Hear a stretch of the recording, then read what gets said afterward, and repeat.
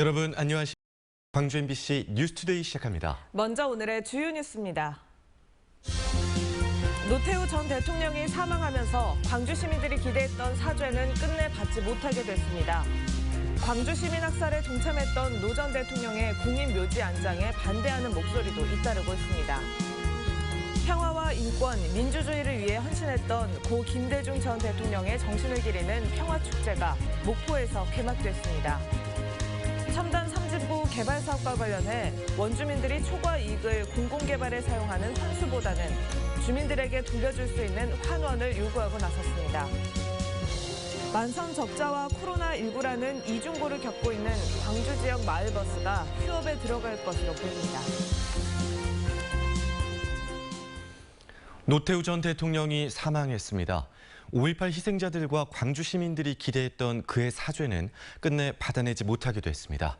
윤근수 기자입니다.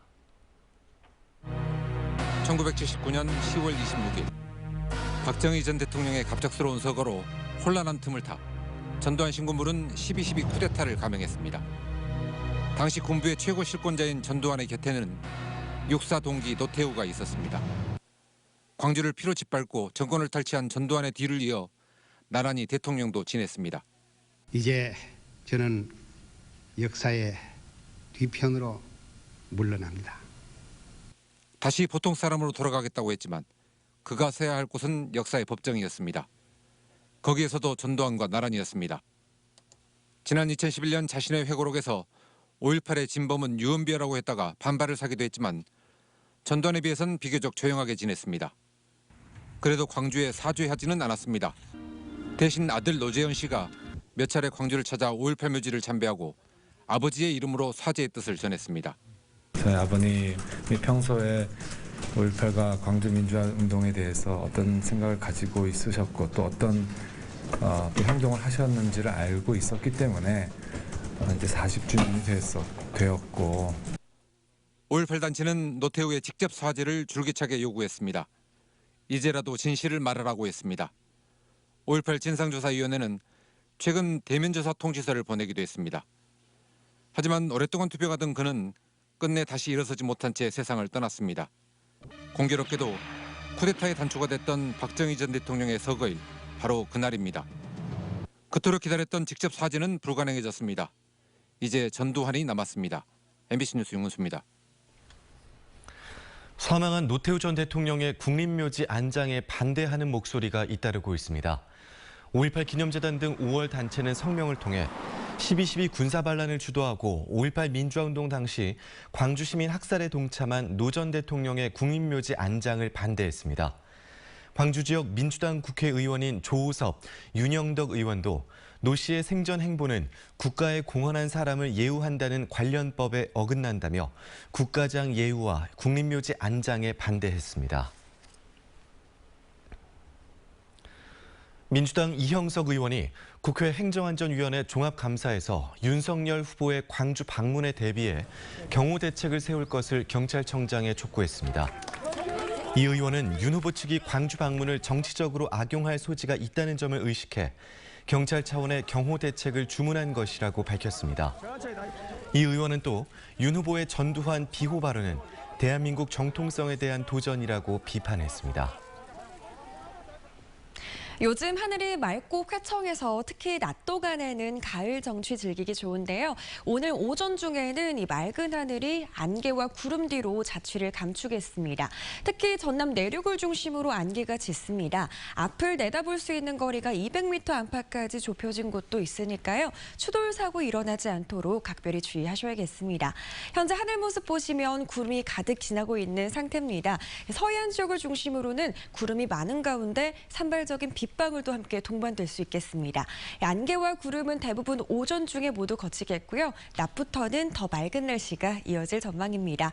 오늘도 기온차는 크게 나겠습니다. 광주의 아침 기온 10도 안팎으로 어제보다 3도가량 높게 출발했고요. 한낮 기온은 21도로 어제와 비슷하겠습니다. 날씨 정보였습니다.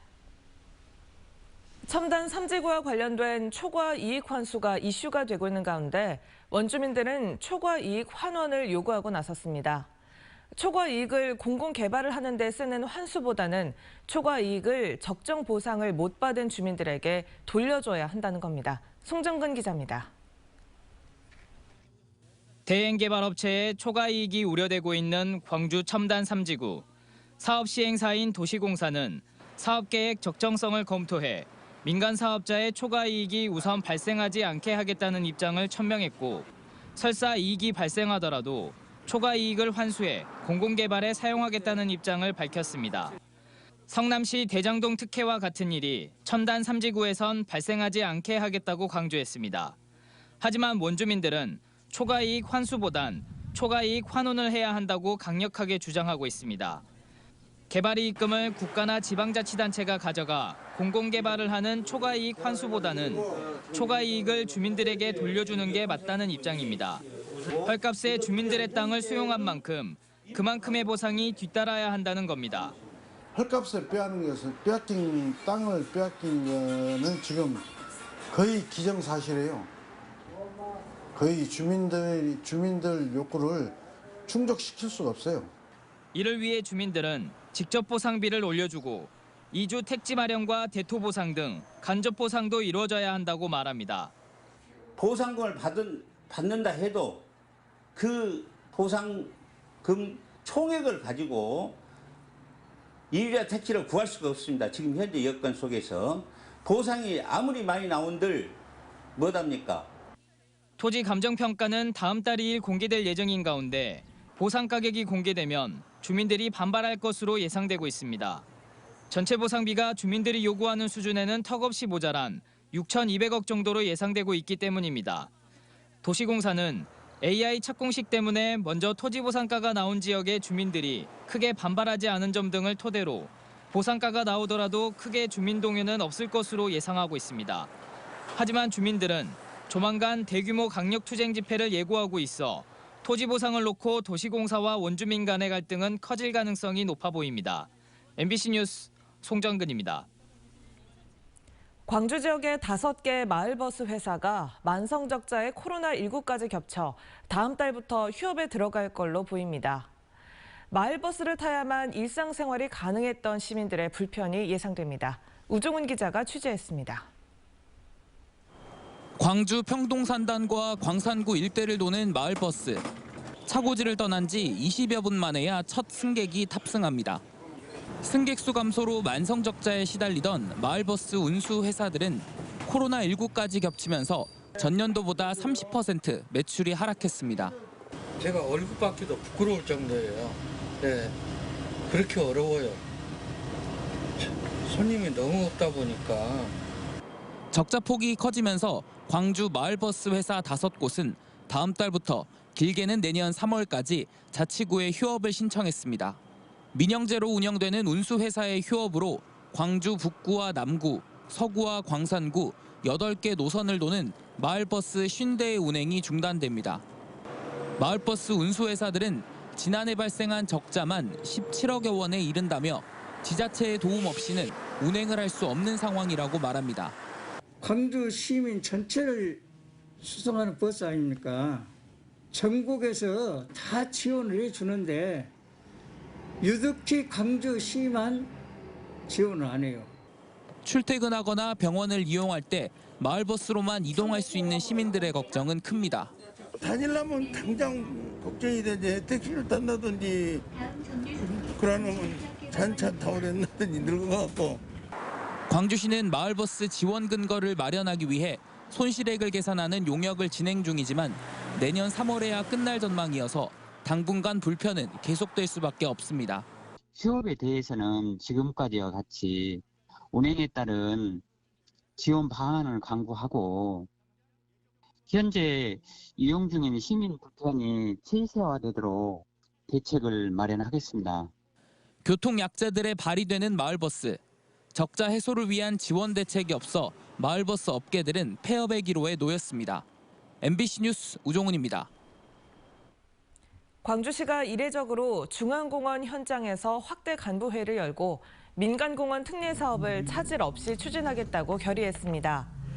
이용섭 광주시장은 이 자리에서 광주의 민간공원 특례 사업은 전국적으로 모범 사례인데도 제대로 평가받지 못해 안타깝다며 오해에 대해서는 시민들께 충분히 설명하라고 간부들에게 당부했습니다. 광주시 간부들은 한치도 흔들림 없이 공명정대하게 사업을 추진하겠다고 결의했습니다. 김대지 국세청장이 지역 중소기업들의 경영난을 덜기 위해 세무조사 유예와 컨설팅 위주의 간편 조사 보다 적극적인 세정 지원에 힘쓰겠다고 밝혔습니다. 김대지 청장은 광주 평동산업단지에서 중소기업 대표들과 현장 소통 간담회를 갖고 중소기업의 어려움을 덜기 위한 맞춤형 세정 지원 방안을 찾고 있다며 특히 세무조사 유예 대상 확대 등과 함께 조사 연기 신청과 해명 자료의 온라인 제출 시스템 도입 등 비대면 조사 환경 구축에도 힘쓰고 있다고 말했습니다. 건물을 짓는 건설 공사가 시작되면 공사장 주변에서는 피해가 발생하는 경우가 많습니다. 벽이나 바닥에 금이 가고 또 소음과 먼지에 시달리는 건데요. 제대로 된 피해 보상을 받는 건 하늘의 별 따기만큼이나 어렵다고 합니다. 조희원 기자가 취재했습니다. 여수시 광무동의 한 주택. 집으로 들어서는 계단이 쩍 갈라졌습니다. 대문도 크게 기울어 가만히 있어도 저절로 문이 열리고 안방 벽에도 균열이 생겼습니다. 집 바로 뒤 30m도 안 되는 거리에서 아파트 공사가 진행되면서 생긴 일입니다. 공사가 시작되면서 보시는 것처럼 이렇게 벽에 금이 가기 시작했는데 손가락이 들어갈 정도로 넓습니다. 최근에는 수도세가 너무 많이 나와 확인해 보니 상수도관이 파열돼 있기도 했습니다. 150톤 나왔거든요. 가정집에서 가지고 너무 심해가지고 너무 많이 나와가지고 저희도 상수도 가가지고 확인도 했고 이제 장비들 댕기면서 이제 집이 흔들리면서 이제 상수도 그쪽 호수가 이제 파열이 돼 있고.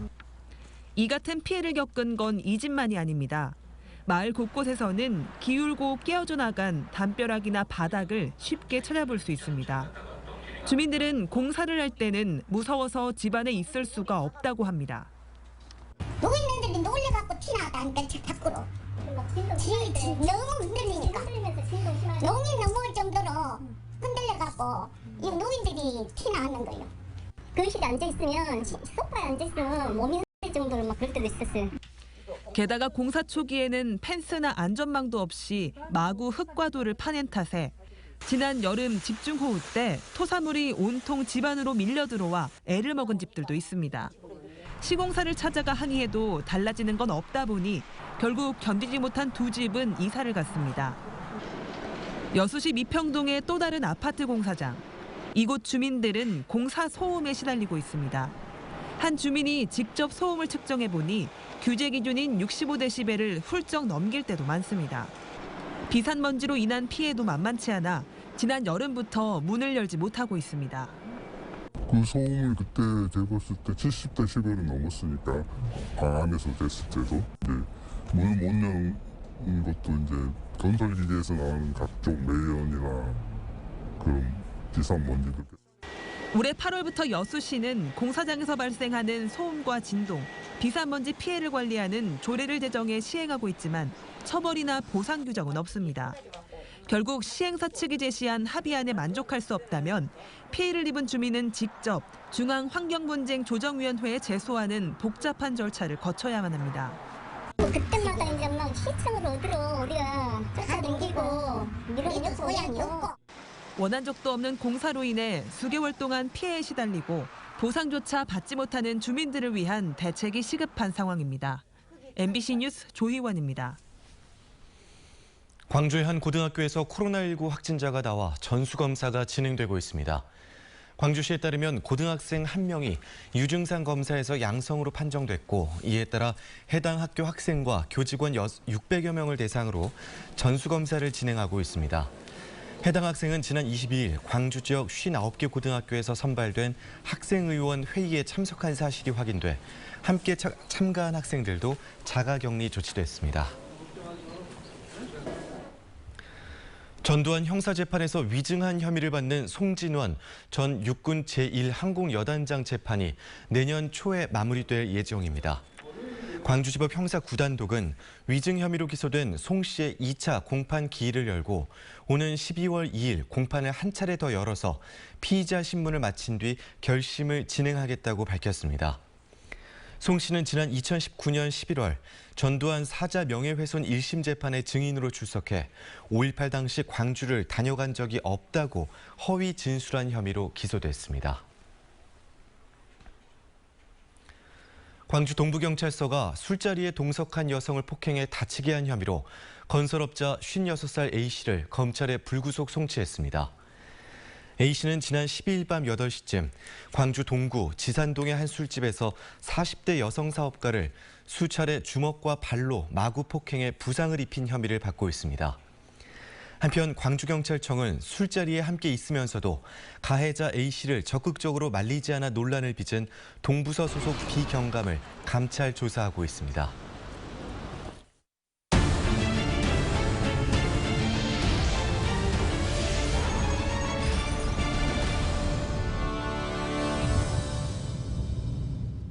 평생 인권과 민주주의, 세계 평화를 위해 헌신했던 김대중 전 대통령의 정신을 기리기 위한 평화회의가 전남 목포에서 개막했습니다.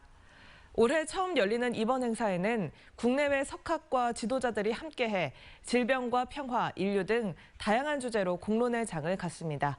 양정은 기자가 취재했습니다. 자, 시작합니다. 3, 2, 1, 첫!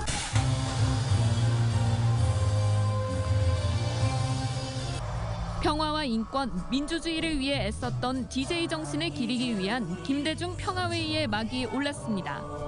행사는 김 전 대통령 삶의 궤적을 담은 다큐멘터리 상영으로 시작됐습니다. 오늘 전야제에서 평화를 주제로 한 알찬 문화 공연을 준비했습니다. 문화를 사랑하신 김대중 대통령님을 추억하시면서 이번 회의에는 사나나 고스망 동티모르 전 대통령, 게르하르트 슈레더 전 독일 총리, 브루스 커밍스 시카고대 석좌 교수 등 국내외 석학들과 정치 지도자들이 함께합니다. 화해와 연대, 빈곤과 질병 등 인류 공통의 과제들이 온오프라인에서 다뤄집니다. 특히 미얀마와 아프가니스탄을 주제로 민주주의와 인권, 평화의 가치를 되새기고 연대의 방향도 모색할 예정입니다. 전라남도와 김대중 평화센터는 민주, 인권, 평화에 김대중 대통령 정신으로 코로나19를 넘어 세계 평화를 향하여 올해 첫 행사를 시작으로 2년마다 한 차례씩 열리는 김대중 평화회의. 노벨 평화상을 수상한 김 전 대통령의 정신을 바탕으로 세계인에게 비전을 제시하는 공론장이 될 전망입니다. MBC 뉴스 양정은입니다. 영남, 호남, 충청 시민단체가 국가 균형 발전을 위해 공공기관 추가 이전을 청와대에 요구했습니다. 영남, 호남, 충청 시민운동본부는 청와대 앞에서 기자회견을 열고 전국 혁신도시로 이전한 공공기관은 112개에 불과하다며 국가균형발전특별법에 근거해 공공기관과 이들 기관이 투자하고 출자한 회사에 조속한 이전을 촉구했습니다. 또 시민운동본부는 공공기관 추가 이전을 의제로 한 회의를 소집해 청와대와 논의할 것을 비수도권 시도지사들에게 요청했습니다.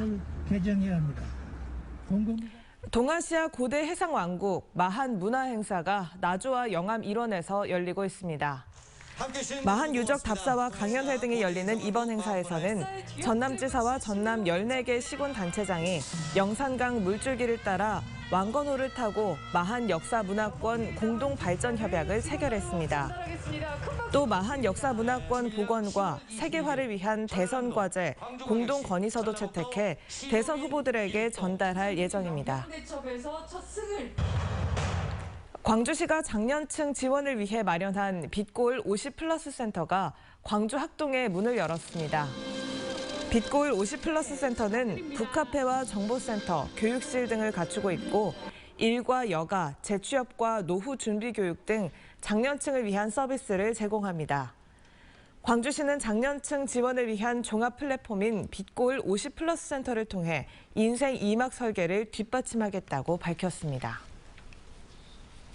요즘 하늘이 맑고 깨끗해서 특히 낮 동안에는 가을 정취 즐기기 좋은데요. 이 맑은 하늘이 오늘 오전 중에는 구름과 안개 뒤로 자취를 감추겠습니다. 특히 전남 내륙을 중심으로 안개가 짙겠습니다. 가시거리가 200m 안팎까지 좁혀진 곳도 있으니까요. 추돌 사고 일어나지 않도록 각별히 주의하시기 바랍니다. 현재 하늘 모습 보시면 구름은 많이 지나고 있는 상태입니다. 대부분 지역 구름만 많겠지만 에서는 오전 중에 산발적인 빗방울이 떨어질 수 있겠습니다. 이 안개와 구름은 오전 중에 대부분 거치겠고요. 낮부터는 더 맑은 날씨가 이어질 전망입니다. 기온차는 오늘도 크게 나겠습니다. 광주의 아침 기온 10도 안팎으로 어제보다 3도가량 더 높게 출발했고요. 한낮 기온은 21도로 어제와 비슷하겠습니다. 일교차는 10도 이상으로 크게 나겠습니다. 목포의 아침 기온 12도 안팎, 신안은 15도 안팎으로 비교적 포근하게 구례와 곡성의 아침 기온은 5도 안팎으로 시작했는데요. 한낮 기온 21도 안팎 예상됩니다. 바다의 물결은 전해상에서 최고 1.5m로 비교적 잔잔하게 일겠습니다. 이번 주 내내 뚜렷한 비 소식 없겠고요. 당분간 일교차는 10도 이상으로 크겠습니다. 날씨 정보였습니다. 이상으로 광주 MBC 뉴스투데이를 마칩니다. 함께해 주신 여러분 고맙습니다.